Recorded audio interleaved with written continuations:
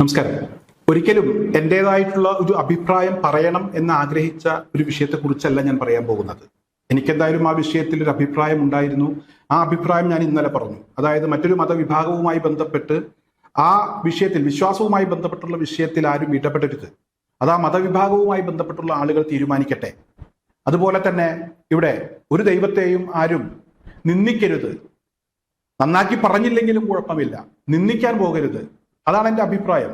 എൻ്റെ മതവും എന്നെ പഠിപ്പിച്ചത് അങ്ങനെ തന്നെയാണ്. ഒരു ദൈവത്തെയും ചീത്ത പറയരുത്, മോശമാക്കരുത്.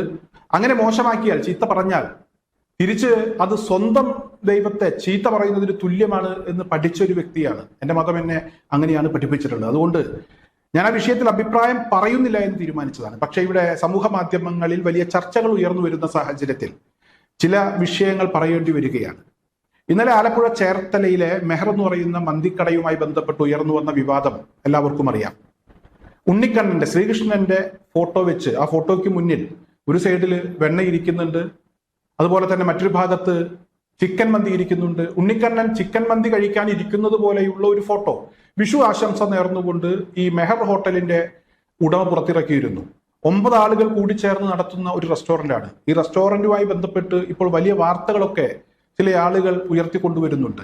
താലിബാനികളുടെ റെസ്റ്റോറന്റാണ്, അതുപോലെ തന്നെ ജിഹാദികളുടെ റെസ്റ്റോറന്റാണ് എന്നൊക്കെയാണ് ജനൻ TV ഉൾപ്പെടെയുള്ള മാധ്യമങ്ങളിൽ വരുന്ന വാർത്തകളിൽ അവർ പറഞ്ഞുകൊണ്ടിരിക്കുന്നത്.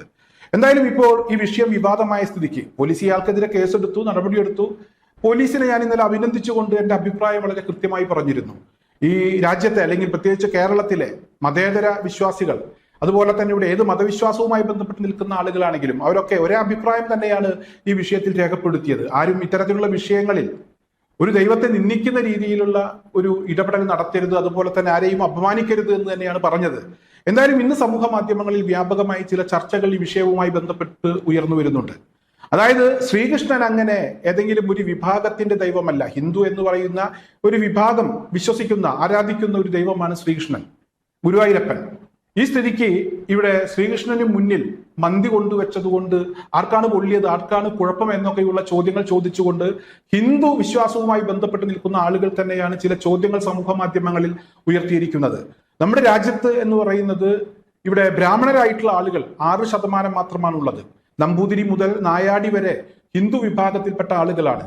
അങ്ങനെ വരുമ്പോൾ ഈ നമ്പൂതിരിമാർക്ക് മാത്രം, അവർ മാത്രം മാറ്റി നിർത്തിയിട്ടുള്ള നോൺ വെജ് ഭക്ഷണം, അത് ശ്രീകൃഷ്ണന്റെ മുന്നിൽ കൊണ്ടുവച്ചതിന്റെ ഭാഗമായി ഇവിടെ ചില ആളുകളൊക്കെ വലിയ പ്രതിഷേധങ്ങളും അതുപോലെ തന്നെ പ്രക്ഷോഭങ്ങളും ചാനൽ ചർച്ചകളിൽ ജിഹാദി എന്ന് പറയുന്ന ആക്ഷേപവും ഒക്കെ ഉയർത്തിക്കൊണ്ടുവരുന്നുണ്ട്.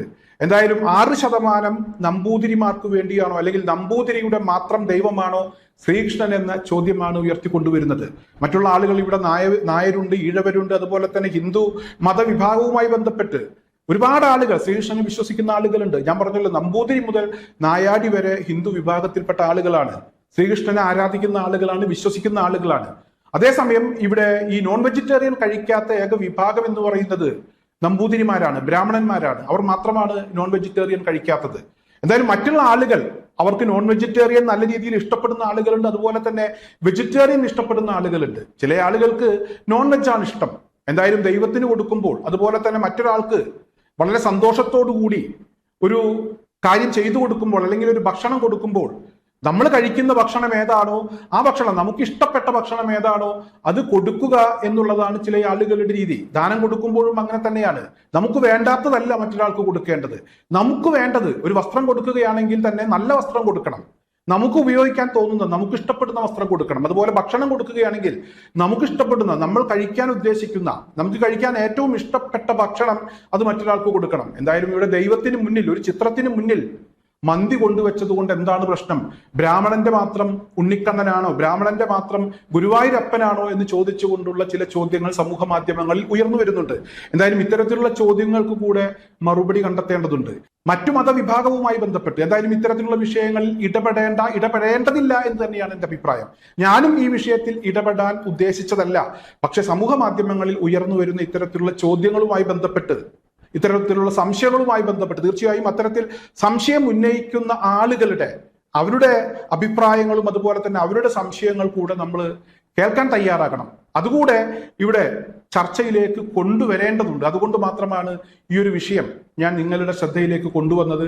എന്തായാലും ഇപ്പോഴും ചാനൽ ചർച്ചകളുമായി ബന്ധപ്പെട്ടു വെറുതെ ആവശ്യമില്ലാതെ ഈ ഹോട്ടൽ ഉടമയെ, അയാൾക്കെതിരെ പോലീസ് കേസെടുത്തു, അയാൾ മാപ്പ് പറഞ്ഞു, ആ വിഷയം അവിടെ അവസാനിപ്പിക്കേണ്ടതാണ്.